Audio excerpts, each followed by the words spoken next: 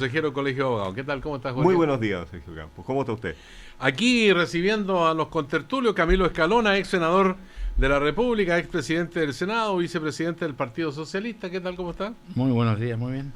Ya. Y el doctor esperamos que se mejore. ¿Viene en camino? ¿Sí? Viene a pie, en metro, en vehículo, en un dron, viene volando. Bueno, esperamos que llegue en los próximos minutos. Oye, Helo ahí, que hace un ingreso, pero entrada triunfal. de Oye, barba. Jaime Mañalich está como Cristina Fernández, ¿eh? Llega cuando está todo ya instalado, güey, y nos hace esperar aquí todo eso. Si no lo han presentado, no entra ahí. Es que puede ser candidato Jaime Mañalich. Hay candidatura a diputado, no, diputado muy poco para él. ¿Ah? ¿No dicen ustedes? Para senador. ¿Por dónde sería candidato a senador Jaime Mañalich? Muy buenos días, por ninguna parte. Así lo reciben a uno aquí, ¿eh? Oye, aquí en este café, siempre don Arturo Alessandri está presente en espíritu y alma, porque él decía, no quiero, no debo, ni puedo, pero si me lo ofrecen, pónganmelo en el sombrero. ¿Ah? Bueno, estamos viviendo un momento bien crucial con respecto a la reforma laboral, que ya terminó su trámite, pero en el Congreso. Ahora queda la actuación de lo que algunos han llamado, no sé si buenamente o maliciosamente, la tercera Cámara Legislativa, el Tribunal Constitucional. Tenemos los antecedentes que marcaron la última jornada, algunos dichos de por qué se recurre al Tribunal Constitucional, cómo se niega que esta reforma laboral vaya a favorecer a la gente. Escuchemos, pónganse los fonos, porque lo importante es saber qué dicen los protagonistas en estos testimonios que recogió el diario Cooperativa de la mañana. Y van a ir al Tribunal Constitucional porque están sus intereses tocados. Los principios que la inspiraron se han respetado y han sido aprobados por el Parlamento. Yo emplazo al gobierno a que frente al país diga si de aquí a 2 años con esta reforma se atreven a asegurar que la distribución del ingreso va a mejorar. Yo sostengo que va a empeorar. Ya, ahí tenemos los tres puntos de vista o miradas. Por una parte, a quienes dicen que si van al Tribunal Constitucional porque ahí tienen la posibilidad de modificar toda esta legislación que duró más de un año, por lo demás, los acertos de la ministra del Trabajo, y por otra parte Andrés Alamán, que desafía al gobierno a afirmar si esto va a mejorar la condición de los trabajadores o no. ¿Qué dicen nuestros contertulios esta mañana? Bueno, Sergio, si me permite. Camilo Escalona, por favor, adelante. Yo no sé por qué Alamán en esta materia siempre se pone tan a la derecha. Es un problema insolucionable que tiene Andrea Alamán y más allá de Andrea Alamán, de la derecha liberal en nuestro país, que aspira a ser liberal pero que nunca lo es, que es imposible que pueda romper el cordón umbilical que la vincula con los intereses corporativos más duros de la derecha económica, porque en este caso lo que dice Alamán en su propia frase se delata, porque dice que el gobierno afirme si esto redistribuye el ingreso o no. Si esto no es una discusión económica, esa es la vieja insistencia de la derecha económica. Lo que estamos aquí discutiendo es un tema de derechos sociales, de una reforma que está pendiente en nuestro país desde el año 80. Si seamos claros, el esquema laboral que existente en nuestro país no sería posible en democracia. Esto fue posible solamente porque el año 80 en Chile había una dictadura. Y se impusieron estas normas porque no había un parlamento en el cual debatir y no había una discusión pública que realizar. Y por lo tanto a los trabajadores chilenos se les arrebataron en condiciones de mordaza, de asfixia, derechos que tenían durante 50, 60, 70 o más años, derechos que venían desde el siglo XIX, desde cuando surgió la lucha contra la oligarquía latifundista, desde la época de las sociedades de la igualdad en 1850, que se empezaron a reivindicar los derechos a la titularidad sindical, a la sindicalización. Entonces, no es esto una discusión económica. Yo creo que Alamán, una vez más, introduce un factor en la discusión con el objeto de trasladarla a un ámbito que no es, para tender una cortina de humo en relación a un tema civilizacional. Porque si hubiese sido una discusión económica en 1861, cuando Lincoln terminó la esclavitud, claro, tal vez hubiese sido otro el resultado, pero no era una discusión económica el tema de la esclavitud, eran los derechos de las personas. En rigor, el liberalismo en nuestro país nunca será posible de ejercer por parte de una derecha que, del punto de vista económico, continúe atada a ese cordón umbilical que le impide defender derechos que son universales y que se realicen en todas partes del mundo. Ahora, si tú me permites, ya que entramos derechamente en un tema de debate, yo creo que esto de ir al Tribunal Constitucional es también una porfía antidemocrática, esto de transformar al Tribunal Constitucional en un organismo que vaya más allá de las atribuciones que normalmente corresponden a un órgano de esta naturaleza en una democracia, habiendo funcionado las dos cámaras, habiéndose hecho un debate tan largo y extenso, habiéndose ejercido las mayorías que el propio ordenamiento constitucional exige, incluso quórum que son elevados, que están en algunas de las disposiciones y en algunas de las votaciones en los artículos específicos. O sea, aquí nadie podría decir que esto fue una votación que se consiguió por una votación circunstancial, que faltaba algún parlamentario en la sala, que un diputado no había llegado, que alguno se quedó dormido. Aquí se ejercieron incluso quórum que son bastante elevados, de mayorías absolutas, son quórum calificados, las disposiciones de muchos de estos artículos. De manera que insistir en el Tribunal Constitucional a mí me parece que es también prueba de una pertinacia de negar derechos que no corresponden. Aquí está Jaime Mañalich, camarada Andrea Alamán. No. ¿No? ¿Pero tú estabas en Renovación Nacional? No, nunca estuviste. No, nunca. Ya, pero eres pro Renovación Nacional, o sea, ahí están... Yo soy pro el primer café. ¿Sí? Bueno. Y respecto a lo que se plantea aquí, yo quisiera anotar 3 puntos. Primero, creo que en realidad, como desde el punto de vista de procedimiento, es lamentable que en el Parlamento no se llegue a un acuerdo suficiente, concordado, de buena fe, respecto a diversas iniciativas legales, y que se tenga que recurrir al Tribunal Constitucional casi ya por oficio. Creo que es algo que habla mal de nuestro Parlamento, habla mal de nuestro espíritu democrático. El Tribunal Constitucional debería ser una cosa, salvo aquellas actuaciones que por oficio tiene que tomar por ley, recurrir al Tribunal Constitucional debería ser una cosa realmente excepcional, porque deslegitima el trabajo de los parlamentarios, como don Camilo aquí ha dicho. Y esto no es raro, digamos, ocurrió con con esta cosa de la educación, cuando se quiso instruir la gratuidad a través de la ley de presupuesto el año pasado. Como una glosa... hubo como una glosa y hubo que hacer una ley específica, apurada, digamos, ante esta situación. Va a ocurrir con la ley del aborto, en el cual el Tribunal Constitucional, en definitiva, va a decidir cuál va a ser la regulación en esta materia en nuestro país, y está ocurriendo con una reforma tan emblemática como la reforma laboral. En segundo lugar, yo creo que este discurso que al unísono varios personeros del gobierno, incluido la presidenta, han salido a decir para dar cierta calma a la agenda pro crecimiento, que es que la obra gruesa del gobierno ya terminó y ahora faltan solo las terminaciones. En realidad no dijeron de las terminaciones, porque las terminaciones son siempre más difíciles que la obra gruesa, pero yo creo que es una frase al viento que no tiene ningún contexto o contenido verdadero.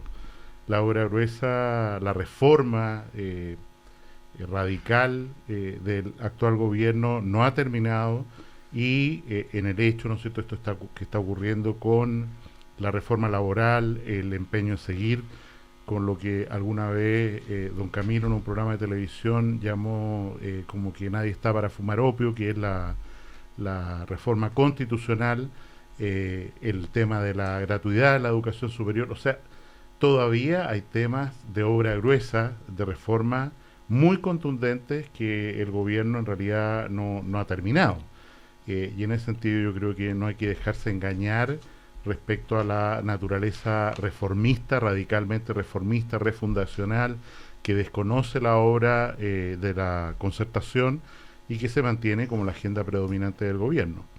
Y en tercer lugar, respecto a la reforma laboral, a mí me sorprendió enormemente el decir de la ministra Rincón, que es, a lo mejor lo vamos a tocar después, que fue titular, protagonista de esta materia, cuando dice desconocer estudios que hablen del impacto que sobre la economía independiente, si se trata de un tema de justicia o no, pero la palabra de ella de que no conoce ningún estudio, me parece una afirmación a lo mejor apurada, apremiada por la prensa, irresponsable desde luego, porque estudios hay, y a pesar que el informe financiero de la Dirección de Presupuestos señaló la inclusión de este proyecto, cuando este proyecto de reforma laboral o de mejoría de las relaciones laborales, como se quiera llamar, en la Cámara de Diputados, en su primer trámite, hizo un cálculo, Sergio Granados, de que esto tenía un costo fiscal de 4.000 millones de pesos.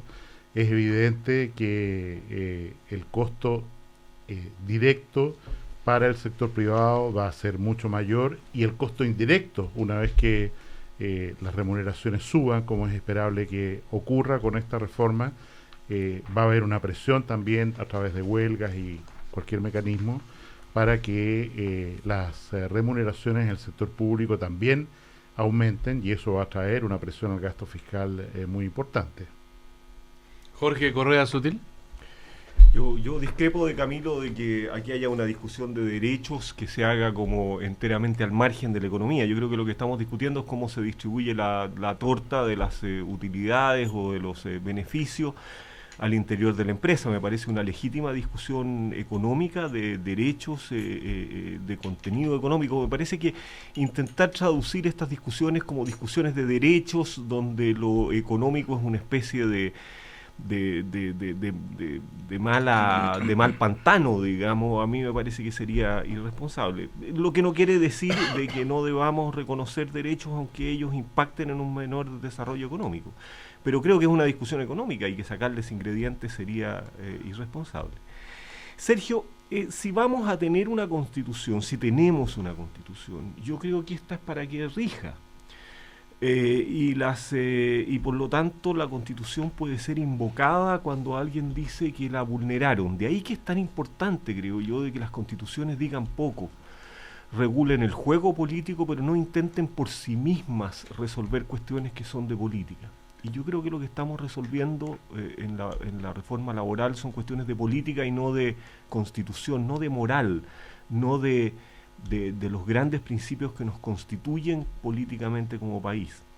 Son 4 los argumentos que se van a llevar al Tribunal Constitucional, todavía no hay requerimiento. El primero es de titularidad sindical. No, se presentó anoche. Anoche se presentó.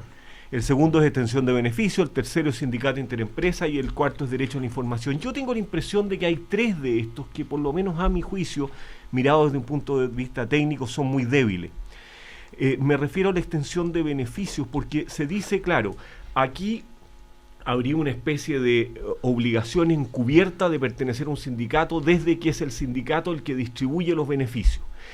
Y a mi juicio, la legislación no obliga a pertenecer a un sindicato por el hecho de que el sindicato sea el que maneje los beneficios. Es un aliciente para pertenecer, es un incentivo para pertenecer al sindicato, pero no está constituyendo una obligación jurídica de pertenecer al sindicato. A mí ese argumento no me convence para nada. El de los sindicatos interempresas, como si la Constitución prohibiera que se pudiera negociar de manera interempresa, me parece que es una lectura extensiva de la Constitución, inapropiada, indebida en un régimen democrático. Lo mismo me pasa con el derecho a la información. Me parece que hay un argumento un poco más fuerte, que es el tema de la titularidad sindical. Esta legislación reserva la negociación colectiva únicamente a los sindicatos, y la Constitución reconoce el derecho a negociar a los trabajadores.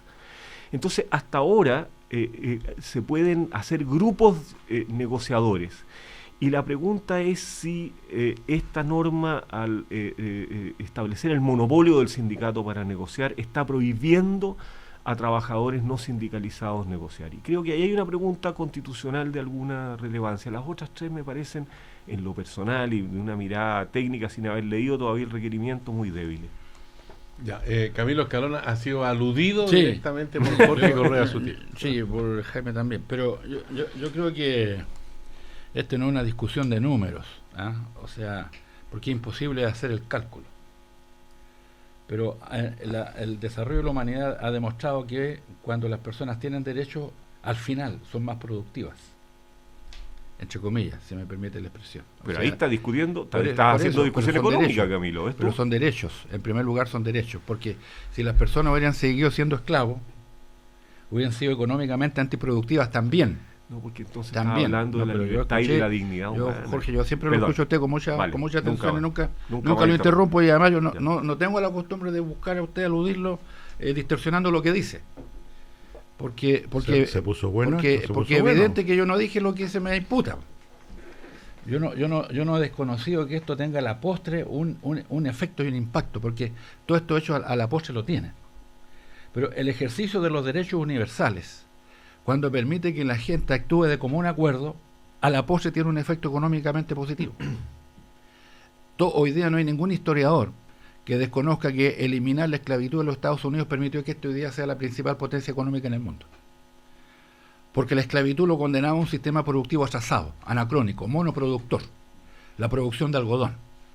Los Estados Unidos jamás se hubieran industrializado si hubiesen permanecido amarrados a la esclavitud, que era un sistema económico anacrónico. De ese punto de vista es evidente que históricamente los derechos universales contribuyen decisivamente al desarrollo social y económico de un país.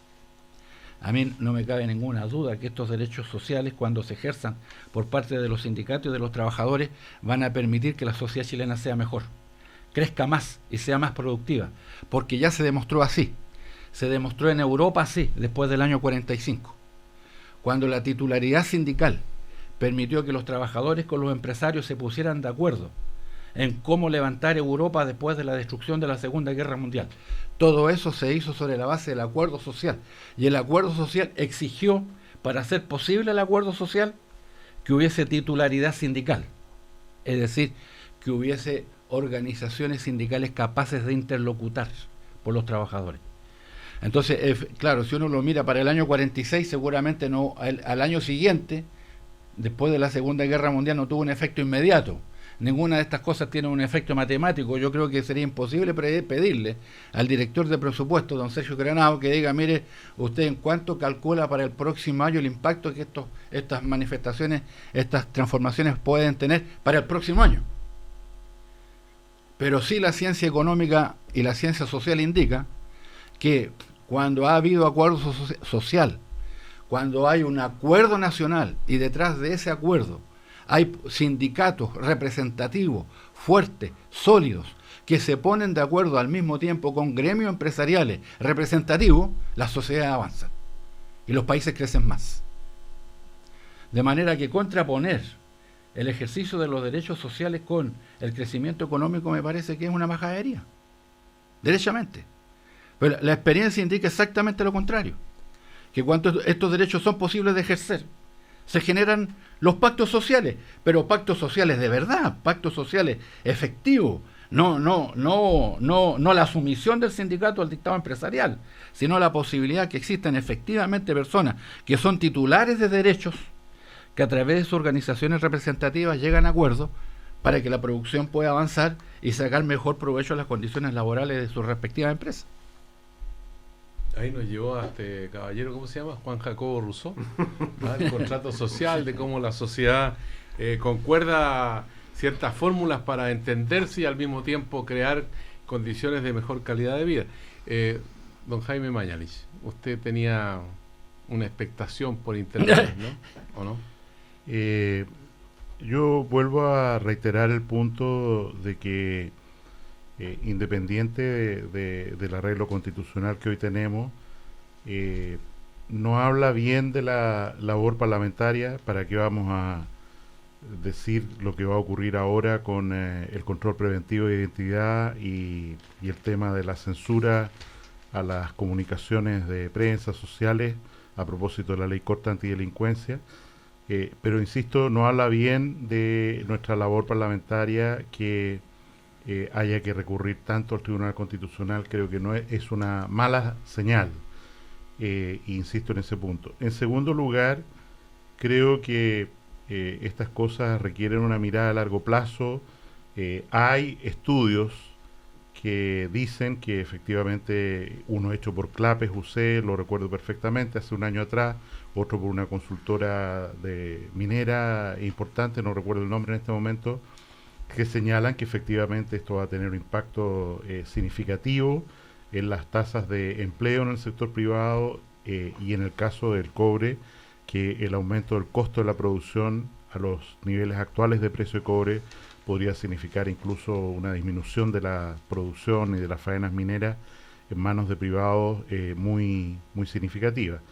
Pero yo creo que hay que tener paciencia, esperar, ver cuánto de la masa laboral va a ser sustituida por tecnología a propósito de esta iniciativa, cuáles son realmente los nuevos pactos que se logren, cuál va a ser el espíritu, porque en la letra el sector público no puede tener huelga, pero cuál va a ser el contagio que va a producir hacia el sector público, del cual dependen tantos servicios esenciales para la ciudadanía. Recuerdo el paro del registro civil que duró como 40 días, el año pasado, y en ese sentido creo que hay que esperar y hacer un análisis, si es necesario en el futuro, en otro gobierno probablemente corregir el rumbo de esta reforma, habrá que hacerlo. ¿Para qué? Para que haya más empleo, para que haya más crecimiento, porque creo que en eso todos estamos de acuerdo. De lo que se trata es lograr las máximas tasas de empleo, la mejor remuneración para los trabajadores, y eso está fuera de discusión. Quiero decir también que evidentemente en este arreglo que se está haciendo en este momento, sobre todo con la influencia de la CUT, hay una mirada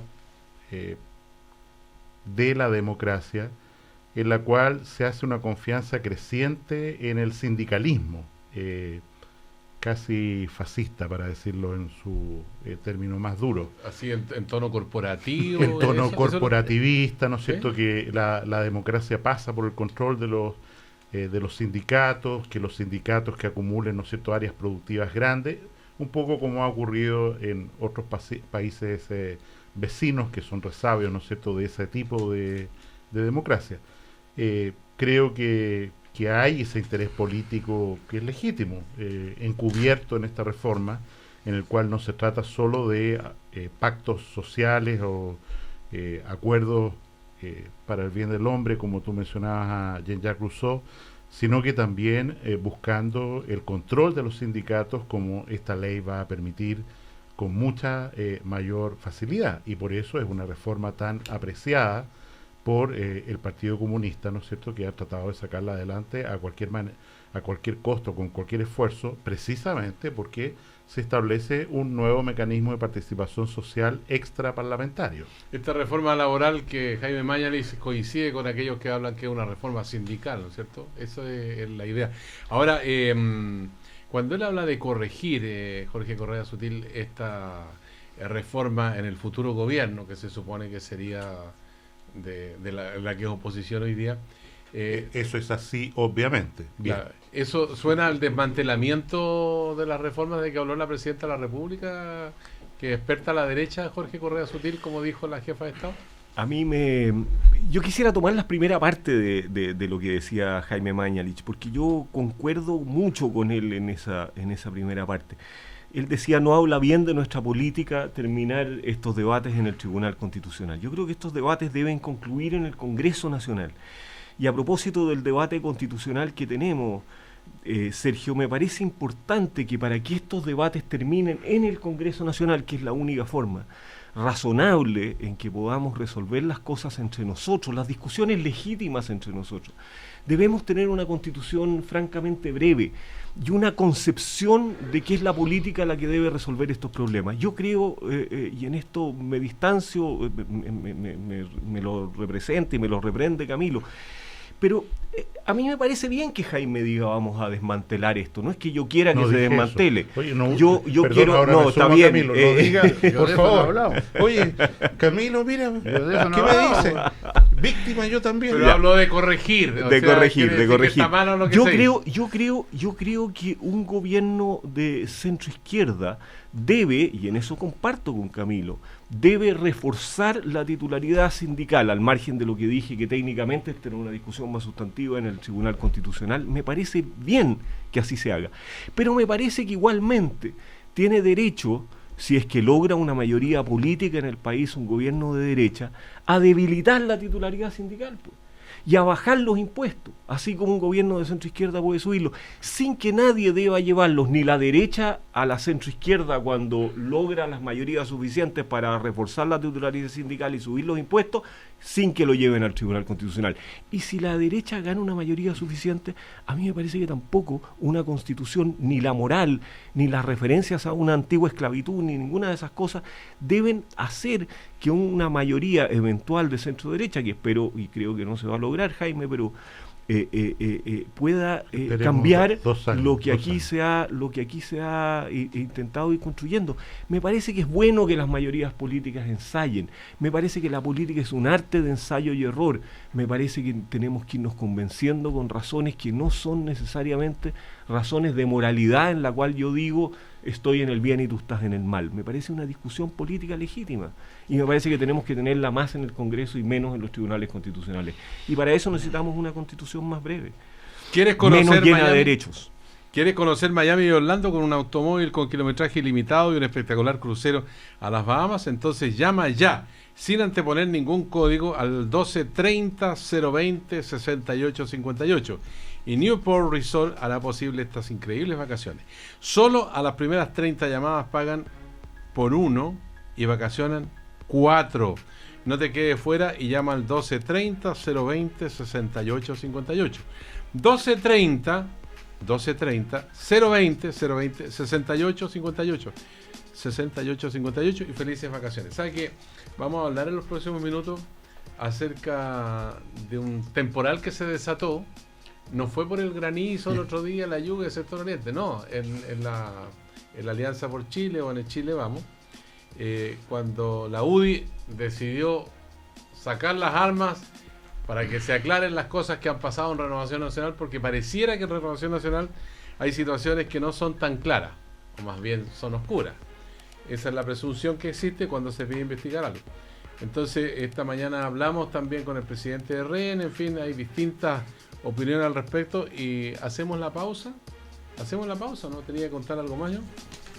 Que tengo acá. Tenía que hacer una pregunta. ¿Les ha pasado que sacan a bailar y no los pescan? ¿Les ha pasado a ustedes o no? Muchas veces.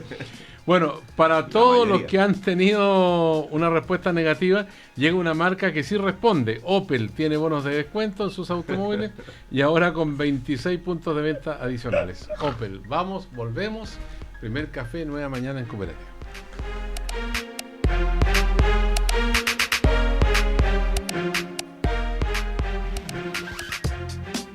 Cooperativa. 9:29 minutos. 9:29 minutos.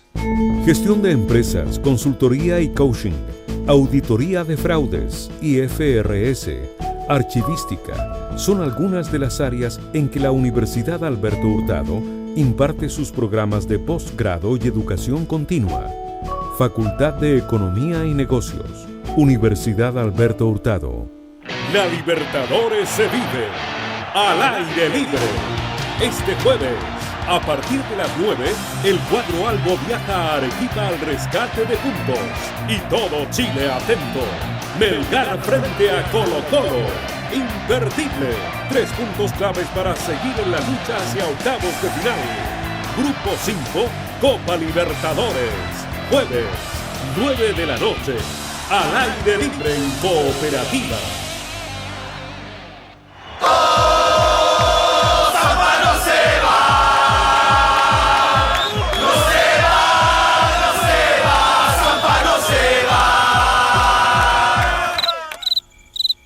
Por todos esos fans que nunca tuvieron respuesta, llega una marca que sí responde. Porque durante este mes, Opel tiene la promo que todos querían. Bonos de descuento en sus autos y 26 nuevos puntos de venta. Para que todo fan de Opel se convierta en dueño de un Opel. Opel, we are living autos. Soledad Pastorutti, La Sole en concierto. Vuelve La Sole, la más grande expresión femenina del folclore argentino. Viernes 29 de abril, Teatro Nescafé de las Artes, 21 horas. Entradas, sistema Ticketek.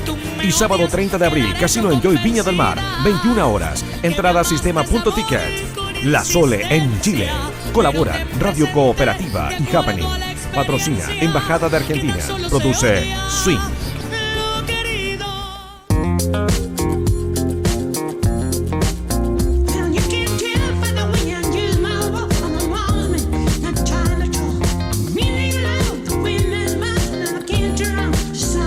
Loto presenta Jubilazo, 1 millón mensual para los mejores 20 años de tu vida.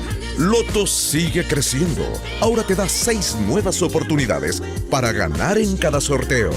Partiste a jugarte un loto, pero con Jubilazo. Ya comenzó el Festival de Sabores en el Bohío, el restaurante al aire libre de Sheraton Santiago. Disfrute de su nueva temporada de verano con exquisitas carnes grilladas, su variado buffet, alternativas de platos de pescados y pastas y la reconocida olla del chef.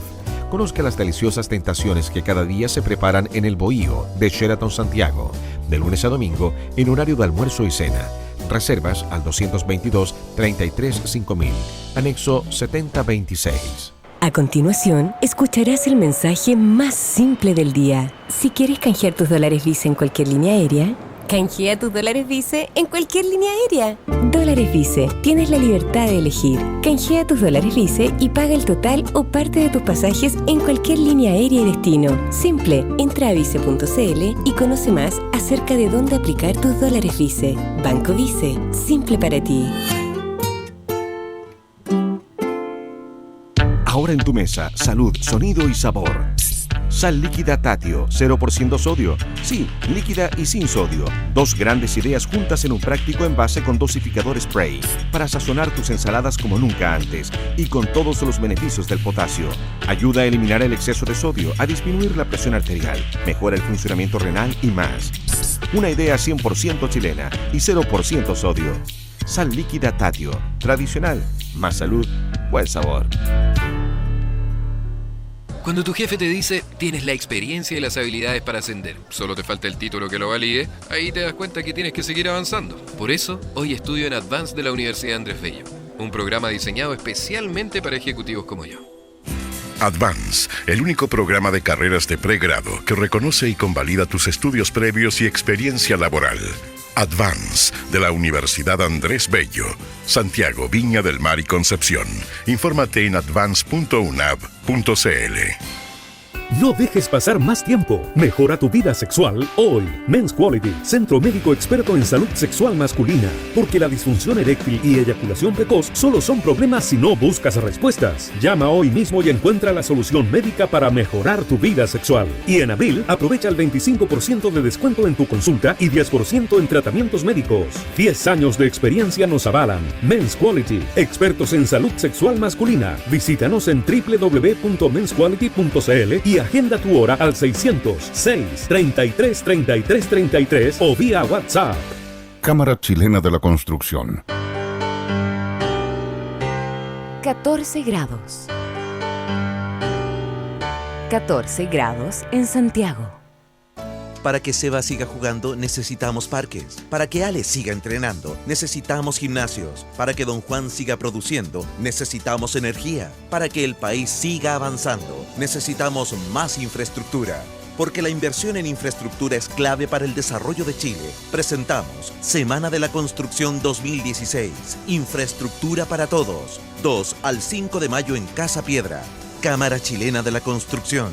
65 años aportando al desarrollo del país. Cooperativa. 25 minutos para las 10.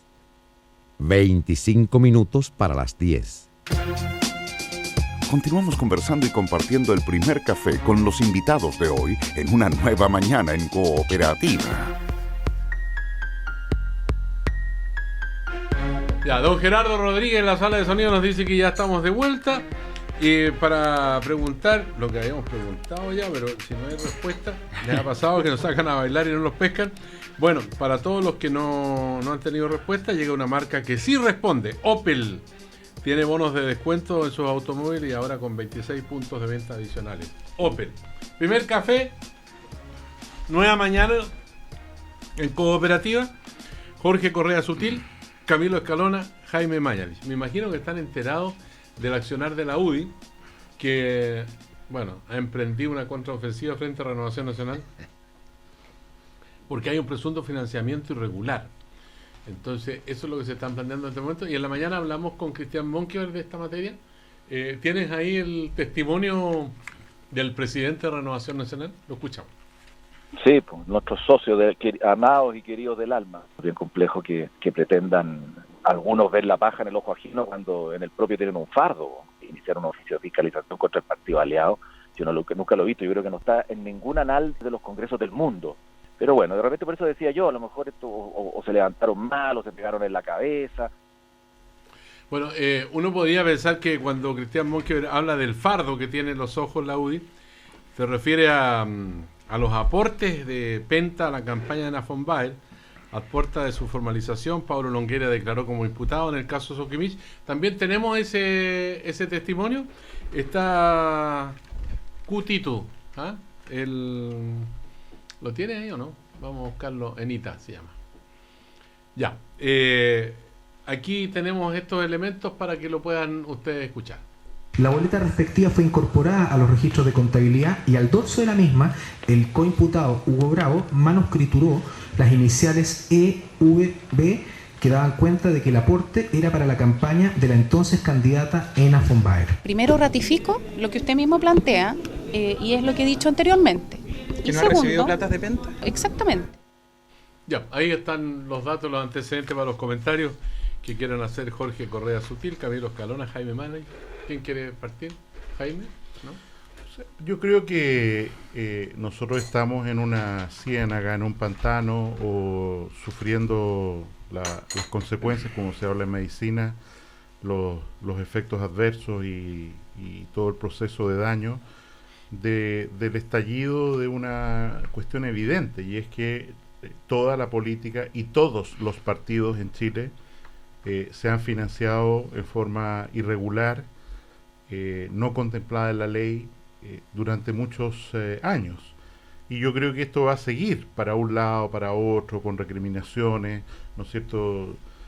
Todos los días salen noticias que en realidad el Partido Comunista mantenía vinculación con la universidad, se sacaba plata, ahora esto, ¿no es cierto?, de Renovación Nacional. Creo que, como se ha dicho tantas veces, todo esto tiene que ser aclarado, investigado. Pero por el momento tú dices que todos son lo mismo y que... O sea, yo creo que es una forma en que se financiaba la política totalmente institucionalizada. Soquimich financiaba, era una caja de financiamiento de todos los sectores políticos del país, y eso lo sabemos ahora, nos duele, nos sorprende, pero de nuevo el llamado es, bueno, ¿qué hacemos para adelante? ¿Cómo viene la ley de financiamiento electoral de los partidos políticos? De nuevo hay un llamado muy grande a la clase política y al Parlamento en particular a dar una respuesta independiente, insisto, que vamos a seguir presenciando esquilas, golpes en la cabeza, como menciona Monkever hoy día en la mañana, sorpresas porque uno dice una cosa, el otro dice vendetta, o sea, cosas sucias. Pero yo creo que, insisto, estos son secuelas de un abismo o una umbral de corrupción en la política chilena que nosotros sobrepasamos, y que yo soy optimista en el sentido de que podemos retrotraer a una situación más idónea, más transparente, y en la cual en realidad la expresión política sea la expresión de la ciudadanía y no la expresión del poder económico. Ahora, estamos aquí en una situación del sálvese quien pueda, digamos, ya no hay solidaridad entre camaradas, solidaridad entre la coalición, porque aquí es la UDI contra Renovación Nacional. ¿Es evidente esa situación, Jorge Correa Sutil? Yo creo, Sergio, de que podemos salir mejor de lo que estamos saliendo. Me parece que es un problema generalizado, pero no de todos, Jaime. Con excepción de la democracia cristiana, claro. No, con excepciones de personas, creo yo. Y yo creo que hay dos categorías aquí. Uno son los casos de cohecho, o sea, los casos en los cuales el financiamiento irregular de la política tuvo por objeto, o se sospecha que podría tener por objeto, o haber tenido por objeto, el logro de una finalidad que interesaba a la empresa determinada. Y los otros casos de financiamiento de la política donde no resulta evidente que la empresa haya pedido un favor especial, pero es evidente que eso la colocaba en una situación de privilegio. Y eso es lo que yo creo que tiene a maltraer a la actividad política. Ahora, yo creo que estamos saliendo mal, porque estamos saliendo de una manera muy irregular, más allá de la nueva legislación. Mira, uno puede encontrar casos en los cuales no hay ni querella del Servicio de Impuestos Internos ni formalización. Hay casos con querella del Servicio de Impuestos Internos, pero sin formalización. Ayer se dijo, mire, tenemos el caso de Ena von Baer, pero no la vamos a formalizar. Yo creo que Rossi está en esta categoría, ¿o no? No sé, ¿o fue formalizado? No fue formalizado. No. Pero está renunciado a su partido político, digamos, por la situación. ¿Está renunciado, Rossi, o suspendió la militancia? Suspendida. Sí.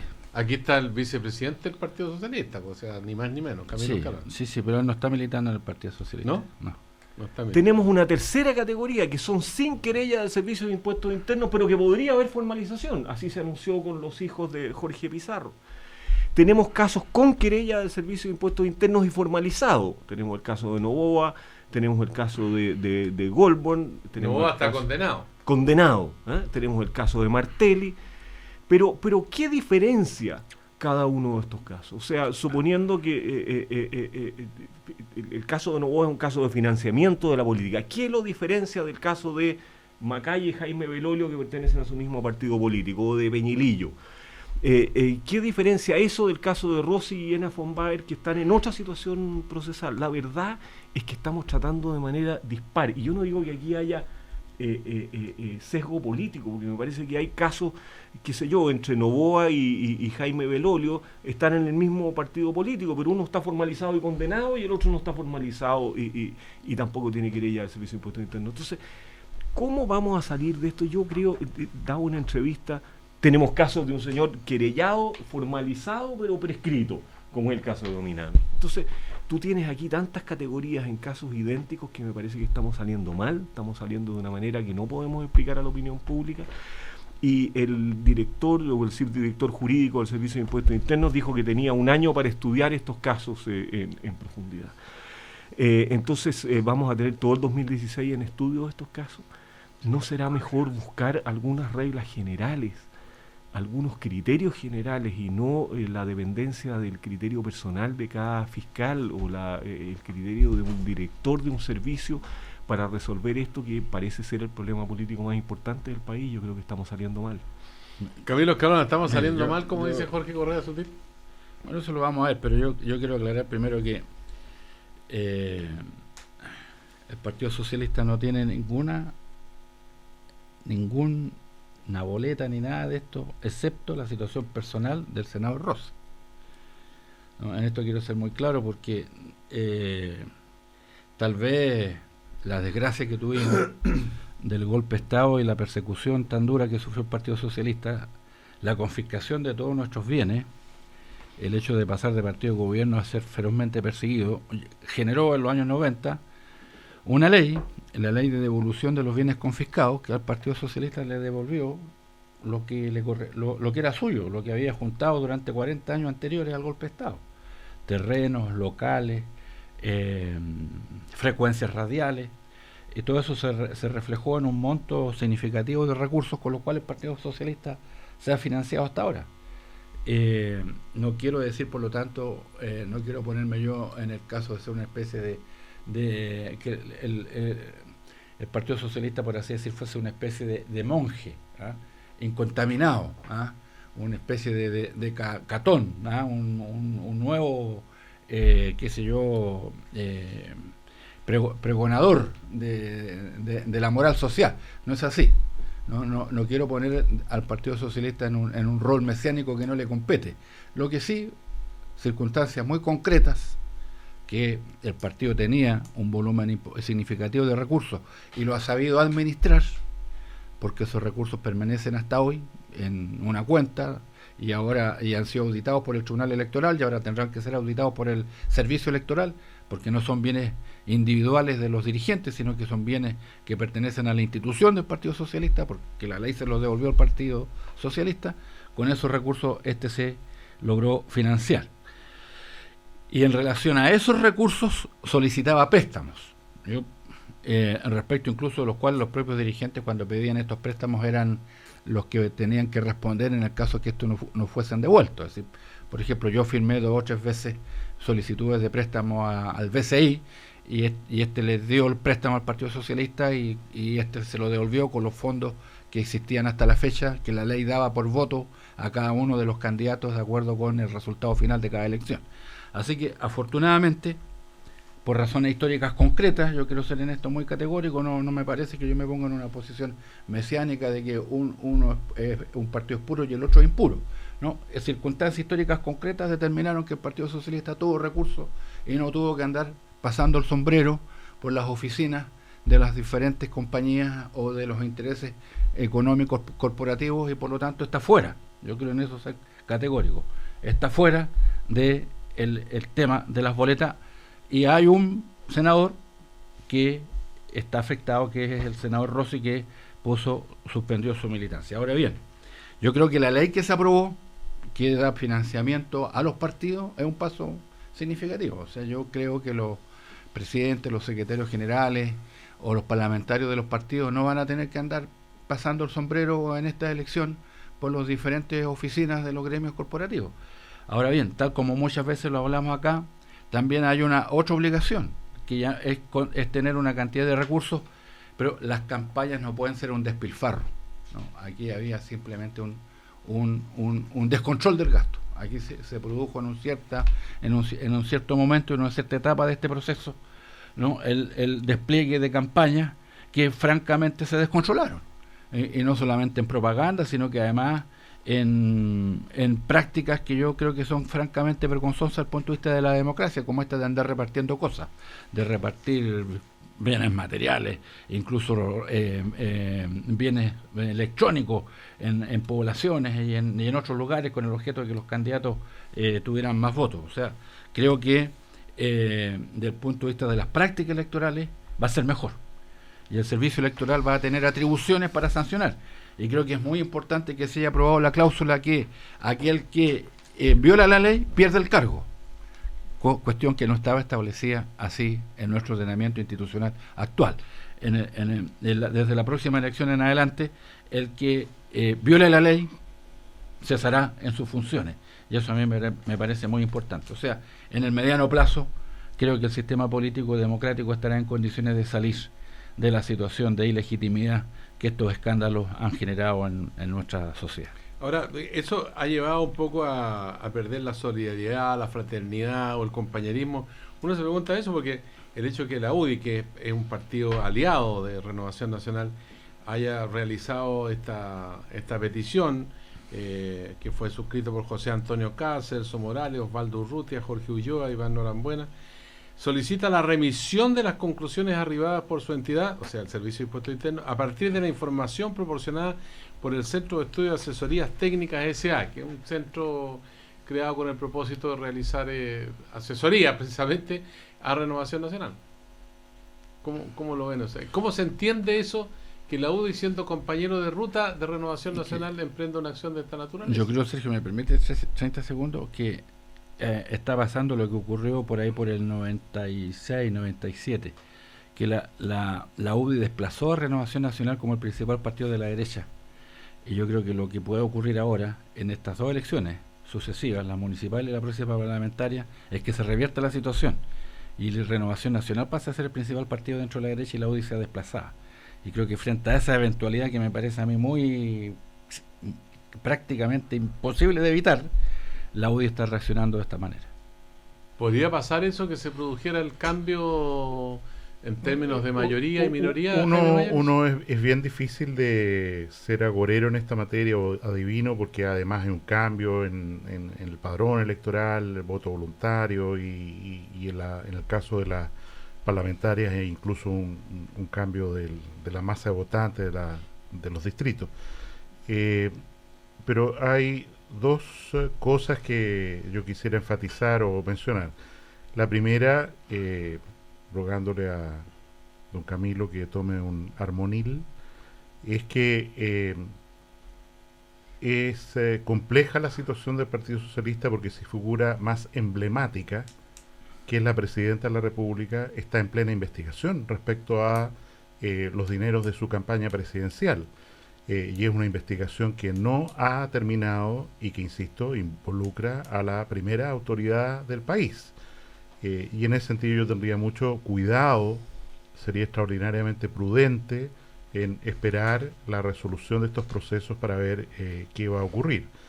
Y en segundo lugar, yo creo que efectivamente el periodo de sanación, rehabilitación de la centro derecha después de la pérdida del gobierno el año 2014 no ha terminado. Hay muchos lesionados, muchos heridos, y en mi opinión, y veo con mucho interés, entusiasmo, lo que ha ocurrido con Evópoli esta semana, que se ha constituido como partido a lo largo del territorio nacional, de que se pueda convocar a una renovación de las caras, de los rostros, de la forma de hacer política, no solo en la centro derecha, sino en todo el espectro político, para dar pie a una nueva generación que mire el quehacer de representación de la ciudadanía de una forma distinta a la que se ha hecho en un tiempo diferente, que fue el tiempo de recuperación de la democracia después de la dictadura. Antes que siga Jaime, Camilo Escalona, había un misil acá bajo la línea de flotación. Sí, pero no, yo creo que eso es simplemente pirotecnia, porque la situación es muy clara. El Partido Socialista no tiene ninguna investigación institucional, ninguna. De nuestros militantes hay un solo que está siendo en este momento afectado, que es el senador Rossi. Así que no tengo por qué hacerme cargo de esa pirotecnia.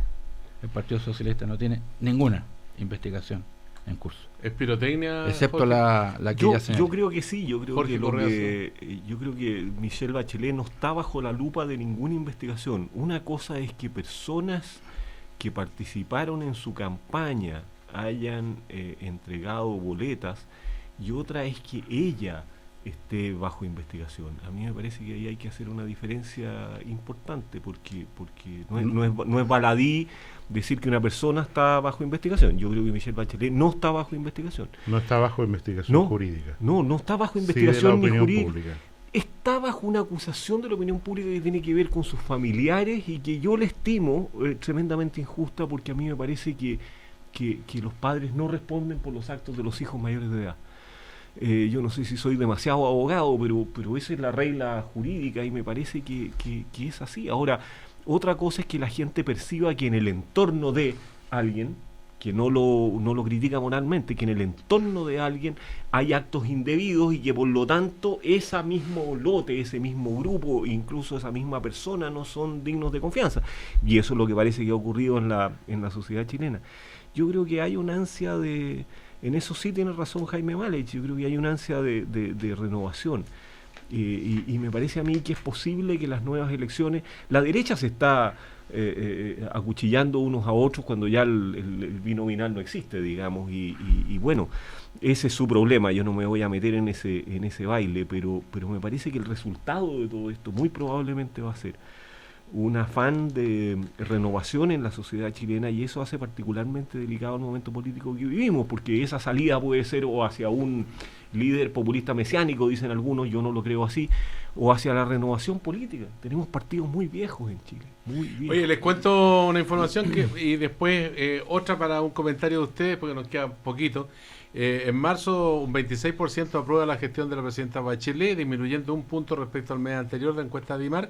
Y también dice en el segmento socioeconómico alto, la valoración de la jefa de Estado anotó un salto de 9 puntos de 15 a 29%. Ya va a venir Rodrigo Vergara con las noticias del Diario Cooperativo y traerá más detalles de la encuesta de DIMAR. Pero lo que quería plantearle, esta situación de Venezuela, ¿cómo se ve que redujeron en la semana laboral a 4 días para reducir el consumo eléctrico? Están afectados por una profunda sequía y otros problemas de tipo económico. Sergio, me permite, pero yo creo que el tema que pone el doctor Mañalich, no lo deberíamos cerrar. ¿Ah? ¿No? Ya, pues dejémoslo abierto entonces. No deberíamos cerrar porque quedan 4 minutos. Yo creo que es peligroso, yo creo que es sumamente peligroso el tema de las acusaciones al voleo. Él dice que que espera que yo no, que me tome un Armonil, con lo que me está provocando, porque me descalifica implícitamente al decir que todas mis intervenciones estarían marcadas por una intranquilidad o a lo menos, ¿no? Es que él es médico, hace sí, yo sé, por eso que no me he dejado yo arrastrar a ese clima y a esa manera de tratar este tema. Pero yo creo que es muy importante no descalificar, porque yo no lo descalifico a él. Yo respeto las opiniones que él da. No lo acuso de tomar o no tomar Armonil. Yo me guío por los juicios que él emite. No lo someto a la sospecha de estar bajo el nerviosismo o de estar destemplado. Y creo que eso vale para el conjunto del sistema político. Porque estamos en un momento muy delicado, Sergio. Yo tomé la decisión personal, yo personalmente, llamé al fiscal Gómez para voluntariamente ir a declarar en el caso Soquimich. Porque cuando se aprobó la ley relativa al royalty, yo era presidente de la Comisión de Hacienda del Senado y yo fui presidente de la Comisión Mixta. Y por lo tanto yo estimé que tenía en lo personal una responsabilidad política. Porque cuando esta ley se aprobó, yo fui el presidente de la Comisión Mixta. Y fui a explicar mis razones al tribunal, al Ministerio Público en este caso. Y a través del Ministerio Público al país,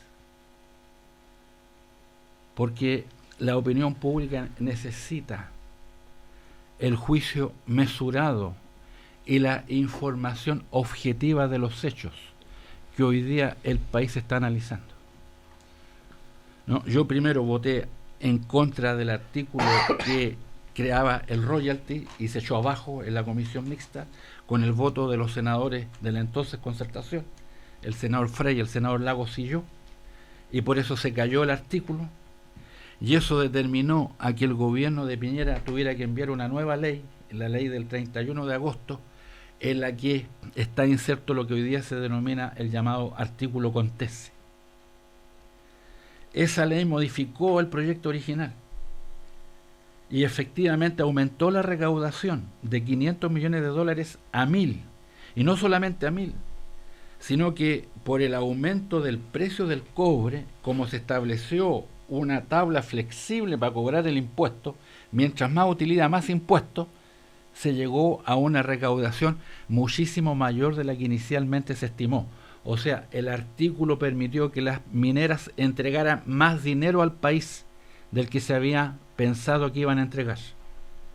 Respecto yo de ese artículo voté a favor, y los parlamentarios de la entonces concertación concurrimos a facilitar la aprobación del proyecto que el gobierno de Piñera envió. Sería leal de mi parte decir aquí que el gobierno de Piñera estaba intervenido por Soquimich. ¿Podría yo lanzar esa provocación aquí a Jaime Mañalich? Después de leer la declaración del propio Piñera en el tribunal, en que él dice que sus ministros, en este caso Larraín y Larroulé, no sabían que Longueira había enviado un artículo que le había sido facilitada la redacción por Contese. ¿Podría yo acusar al voleo al gobierno de Piñera, en el que el propio doctor Mañalich fue ministro? Sería desleal, ¿verdad? Entonces, lo que yo le digo al doctor Mañalich es que el respeto tiene que ser una medida que se mantenga siempre. y que no se acuse al voleo a nadie. Llegamos al final, pues justo se nos acabó el tiempo. Mañalich, Jaime quiere una frase, por favor, para que no quede esto en el aire. Me alegra que el expresidente del Senado se haga cargo de esto, pero insisto, yo creo que los tiempos no están para que alguien haga declaraciones tan taxativas en el sentido de que el partido que representa está libre de toda culpa, salvo un senador. Yo esperaría, dejaría que el tiempo pasara, están saltando muchas esquilas, tengamos paciencia y veamos. Jaime Mañalich, Camilo Escalona, Jorge Correa Sutil, protagonistas del Primer Café, una nueva mañana en Cooperativa. Don Gerardo Rodríguez en la sala de sonido, cierre con cortina, con todo lo que sea necesario, porque vamos a abrir otra página esta mañana.